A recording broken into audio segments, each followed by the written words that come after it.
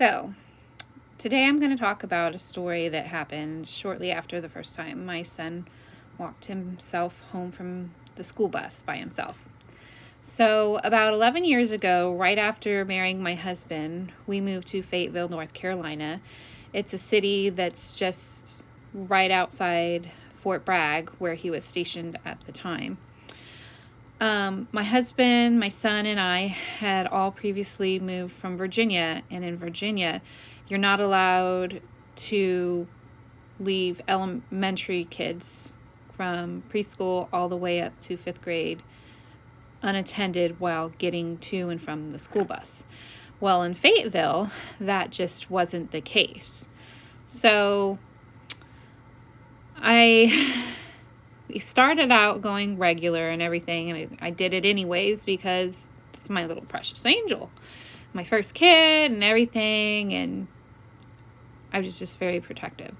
So I decided to get a job so I could be more productive during the day because my husband and my son were gone all day and I had nothing to do, and I just kind of felt kind of antsy being at home and not being able to do anything. So I got a job at the local McDonald's, and on my first day there, I went and I told my son all the things a good parent would say. Look both ways before crossing the street, and don't talk to strangers, and if your friends do something stupid, don't do it either. Would you jump off a cliff if they were, and all that stuff. So I went through my day, and it turned out to be a horrible day because apparently a lot of times the cooks like to mess up orders because they enjoy seeing the cashiers all get food thrown at them or drinks, and I happened to get a drink on me that day, so I was just feeling really awful by the end of the day. I was sticky with soda on me and everything, but at the same time I'd been worrying about my son all day. He was only by himself for an hour, but still, just that first time and everything, being so insecure about it. My husband picked me up and he brought us home. And when we walked in the door, we could see him just down the hall playing and just being what a kid would, playing with his toys and everything. Well, we walked into the kitchen because me and my husband often prepare meals together.